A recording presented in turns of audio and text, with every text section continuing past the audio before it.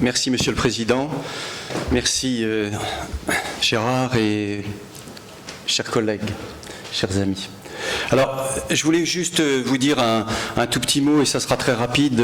La chaîne de l'espoir illustre très bien les propos de Pierre tout à l'heure et notre évolution depuis 25 ans. On était au début au sein de Médecins du Monde, on s'y sentait bien, et nous sommes devenus tellement chirurgiens qu'on devenait insupportable, et de façon amicale, et on est parti avec Alain, et on a commencé à faire quelques missions, et surtout faire venir des enfants. C'était formidable, c'était d'une efficacité peut-être douteuse, mais ça nous a permis, alors là, je vais reprendre ce que tu dis, et peut-être que ça va choquer un peu, mais on a commencé à apprendre ce que c'est que le fundraising. Parce qu'on s'est rendu compte que, comme on commençait à aller opérer là-bas, je ne dis qu'une banalité, l'asepsie est sans frontières, et qu'à un moment, il faut un respirateur qui quand même a certaines normes, il faut, je dirais pas une réa, mais quelque chose qui fait que, comme on fait des chirurgies assez invasives, eh ben il faut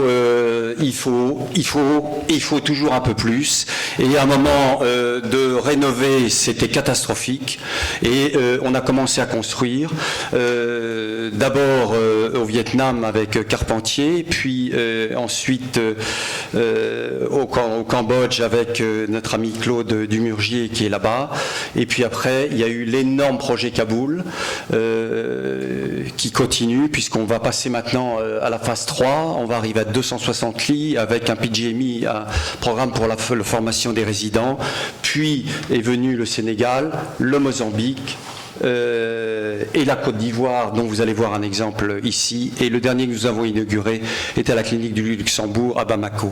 Alors bien sûr, on a appris, et là c'est vrai que c'est difficile, c'est compliqué, c'est aride, c'est un budget AFD, c'est, je reprends l'expression de Gérard, c'est vrai qu'on a, on a les deux pieds dans le béton, on a un boulet aux fesses, c'est que c'est souvent des cofinancements, et tout ça est très difficile, on prend des risques financiers considérable, c'est budgétivore, c'est chronophage, mais on a un plateau technique où si tu veux venir opérer, et ben, quelque part, il y a un moment, les patients en bénéficient, et surtout la formation. Donc j'arrive et juste, je vais venir à mon exemple, il faut aussi avoir conscience, l'étude du Lancet, je crois, est quelque chose de fondamental, c'est pour nous un argument, mais je parle collectivement, et nous avions fait au sein de Médecins du Monde, peut-être que c'est pour ça qu'on est parti, on avait fait chirurgien du monde. Bon, enfin c'est vrai qu'on ne peut pas se refaire, c'était peut-être pas très élégant, mais je pense qu'à un moment, l'ensemble de ces bonnes volontés chirurgicales, elles devraient se regrouper parce qu'elles sont diverses. Il y a de multiples spécialités, et donc ce qui nous réunit, c'est le plateau technique. Et donc c'est un vrai sujet de réflexion. Le deuxième sujet de réflexion, c'est comme nous sommes axés uniquement, enfin, à mon avis, le soin a peu d'importance, c'est surtout la formation. Et cette formation, on s'aperçoit que nos collègues du Togo, du Bénin, du ceci, ont de moins en moins accès à chez nous. Pourquoi? Problème de visa, etc. Nos hôpitaux sont devenus des forteresses, et s'ils arrivent à l'hôpital, pour arriver au bloc, déjà c'est encore plus difficile, et pour opérer en premier, ça devient très difficile.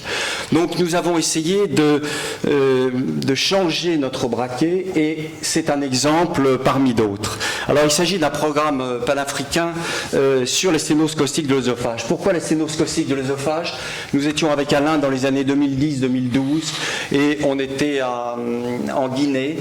Et j'avoue qu'on a été effarés d'un problème que nous connaissions, qui est les sténoses caustiques de l'œsophage, c'est-à-dire ces enfants qui avalent la soude étant employés dans 80% des foyers, puisqu'ils font leur savon, leur lessive eux-mêmes à la maison. Et que, bien sûr, c'est mis dans une bouteille de Fanta, de Coca, de ceci, l'enfant rentre du foot ou autre, et il prend une grande gorgée, et ceci. La soude est dans 80% des cas la cause, c'est aussi le kit de batterie, l'eau de Javel et d'autres produits toxiques sur lesquels on utilise des récipients non faits pour cet usage. Et lorsqu'on a vu en Guinée, mais des corps, des services entiers avec 10, 15 gamins de 3 ans, de 8 ans, de 12 ans, de 16 ans, ayant des gastrostomies souvent depuis 1 an, 2 ans, 4 ans, 6 ans, on s'est dit c'est complètement, mais et je suis chirurgien vasculaire, Alain était chirurgien cardiaque, mais le tableau est insupportable. Et donc, bien sûr, on a fait ce qu'on savait faire, on les a fait venir en France et merveilleusement soignés. Malgré nos accords avec la paix et autres, nous arrivons à une moyenne de budget de 37 000 € par patient. C'est une réalité financière qui est totalement invivable et, je dirais, inacceptable dans la finalité. Alors, on pourrait en rediscuter. Alors, qu'est-ce que nous avons fait? Nous avons fait exactement dans le cadre de ce que nous faisons le DES de chirurgie infantile. Nous l'avons dans d'autres spécialités, qui est mené par Yann Révillon, ancien patron de Necker. C'est-à-dire que nous avons des cohortes de résidents dans tous les pays de la sous-région, que nous réunissons 4 fois par an dans un des pays sur une thématique qui peut être différents sujets de la chirurgie infantile viscérale. Et dans le cas présent, il s'agissait d'un séminaire sur les sténoses caustiques de l'œsophage. Les patients venant de l'ensemble de ces pays avec un chirurgien et un résident. Alors, bien sûr, tout ceci demande une certaine logistique, des finances également, pour accueillir bien sûr ces patients, ces interventions, et vous le savez, ce sont des interventions très lourdes. L'œsocoloplastie rétrosternale est une intervention lourde, longue, et demandant un plateau technique minimal et une réanimation correcte. Donc nous avons bien sûr gonflé les équipes, vous les voyez, avec toujours sur les premières missions en général, on a en plus 2 infirmières en réa. Où est-ce que nous avons mené ça? C'est au centre de Magerville que nous avons élaboré et construit en collaboration avec la Fondation pour l'Afrique de Madame Ouattara, qui est un plateau technique absolument extraordinaire, qui peut servir de référence pour toutes les spécialités, et je me tourne également vers les différentes autres spécialités, plastiques, orthopédiques et autres. On opère comme à Paris, je veux dire comme à Paris ou ailleurs. Alors ici, normalement, il y a un très beau film, ça passe pas?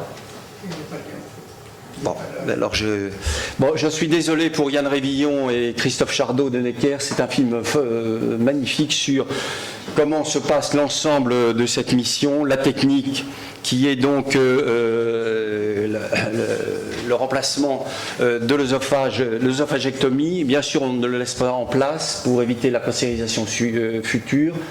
Œsocoloplastie rétrosternale, et en général les premières interventions sont faites par l'équipe de Necker, puis au fur et à mesure on opère à peu près entre 10 et 15 œsocoloplasties par mission, et bien entendu il y a également un endoscopiste interventionnel qui est en général, excusez-moi j'ai oublié son nom et là c'est pas bien, de Robert Debré, qui forme également nos collègues. Il y a une retransmission dans l'amphi pour pouvoir participer, pour que l'ensemble des équipes puissent aller autour de rôle en salle et ensuite dans l'amphi. Ceci se fait bien entendu complètement en accord avec les autorités des différents pays et surtout les doyens, afin qu'il puisse y avoir un diplôme, je dirais, validant. Et je cherche désespérément, j'ai rencontré à plusieurs reprises avec Alain le doyen de Paris-Descartes, il faut que nous ayons des diplômes qui soient tamponnés par des universités françaises. Ça paraît évident, mais c'est extrêmement difficile, et je me retourne vers toi, c'est encore la complexification des process, et nos collègues africains demandent bien entendu la validation de ces diplômes. Alors, Yann Rélillon dit toujours que opérer un patient, c'est gérer un échec, c'est-à-dire que nous avons géré l'échec de la prévention. Nous avons un gros programme de sensibilisation avec la Croix-Rouge en Côte d'Ivoire, la Fondation Terre des Hommes, dans les autres pays également, avec un financement AFD que j'espère que nous allons obtenir de 800 000 € pérennes sur 3 ans pour rentrer sans la sensibilisation par la télévision, par les spots, par la médecine scolaire et bien entendu par les industriels. Je dirais, il est absolument honteux qu'on vende du desktop avec des bouchons bloquants en France ou je dirais en Europe, et qu'on n'ait pas les mêmes contenants dans ces pays. Et je vous assure que c'est un vrai problème de santé publique. Il est très difficile d'avoir des chiffres, puisque les statistiques sont difficilement difficiles à obtenir. Alors, quel est le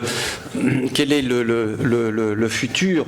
Le futur, c'est 3 missions cette année. La prochaine va de nouveau se passer en Côte d'Ivoire. Nous opérons également à Lomé, dans un bloc et une réa que nous avons entièrement refait. Peut-être certains d'entre vous l'ont vu. Et également à l'hôpital du Mali, où nous sommes très présents.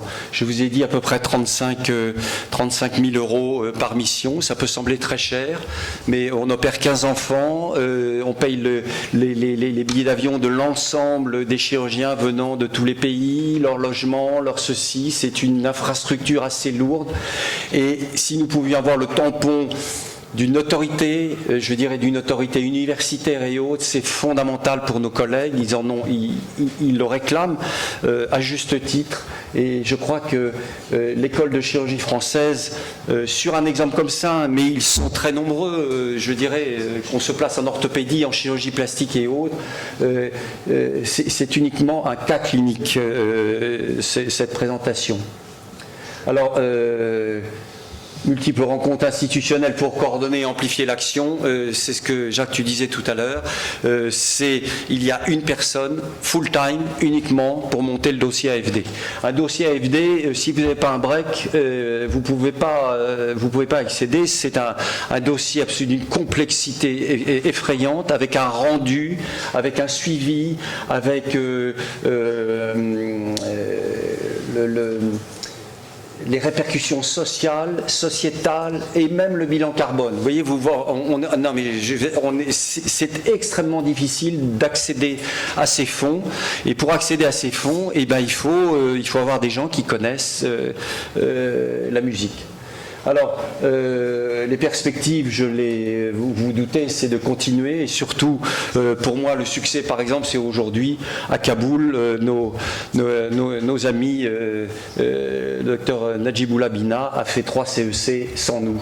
Et c'est pour nous, c'est ça le succès. Et je termine par poursuivre la recherche active de financement. C'est extrêmement difficile, mais je vous assure, c'est un vrai métier. Et je veux dire, aucun de nous, on peut faire un plaidoyer, mais derrière, il faut que ça, il faut assurer, il faut que ça carbure derrière. Merci infiniment.